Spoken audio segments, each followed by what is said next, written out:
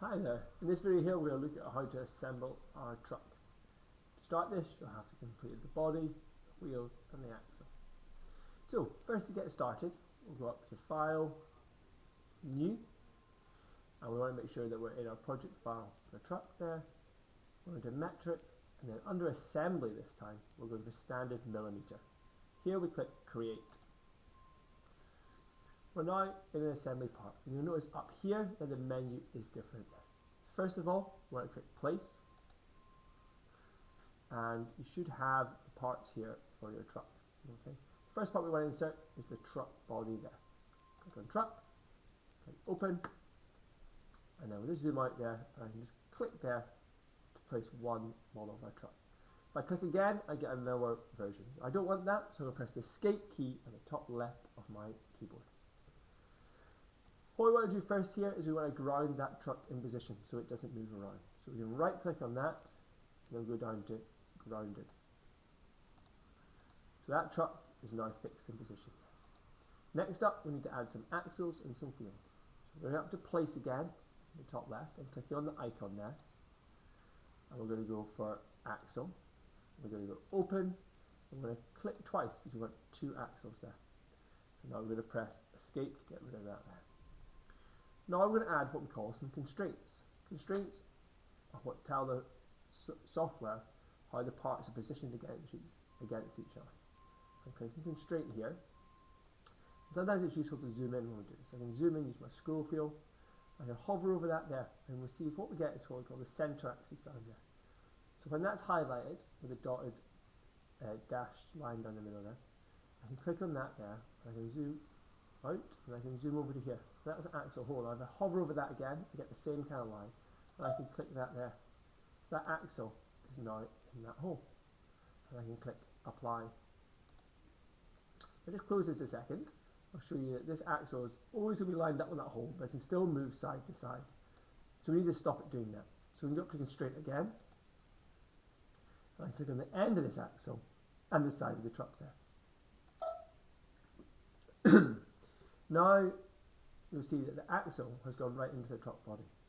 We obviously want it sticking out a little bit so our wheel can go on. So where it says offset, we're going to type in 10 there, and we can click Apply there.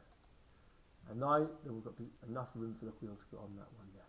If I just close this a second again, you see that the axle can no longer move backwards and forth.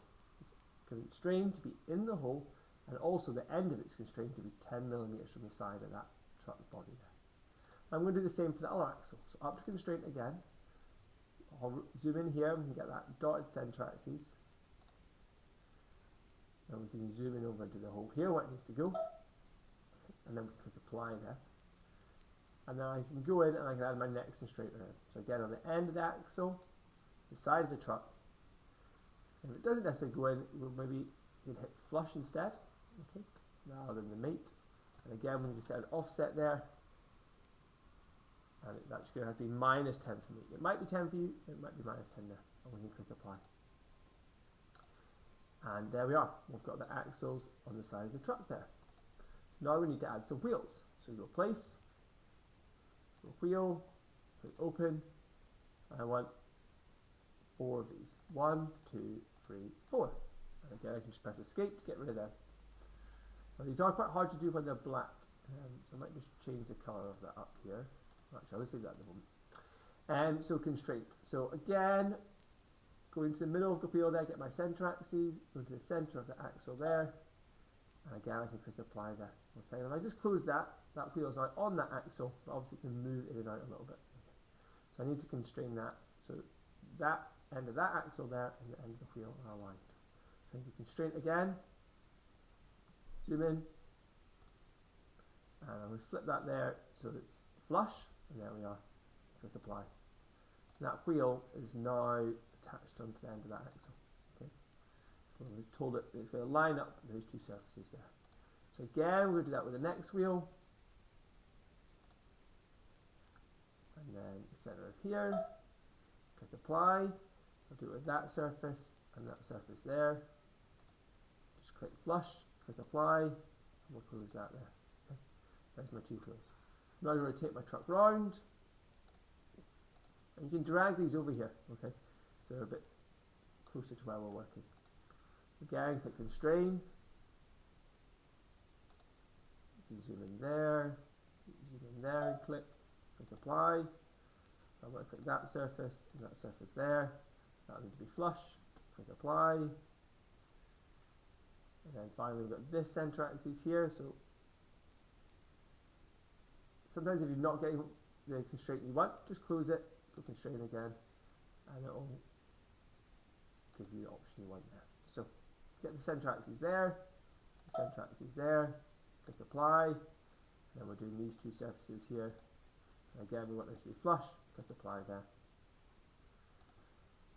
And now we've got our wheels on our truck. Okay, you can see the wheels can't be pulled off the truck, which is what we want. We want software to know that the wheels are attached and the axle is as well. If you've got anything else, for example, something to add into the back of your truck, you could have a go at adding that there. You think you need to constrain the bottom of whatever you're adding to the bottom, the top of the floor there in the truck there as well. Don't forget to click save, and then you can save that in the folder there. Save as truck and save. And there we are. That is, you have assembled the truck there by placing objects and using the constraint tool there as well.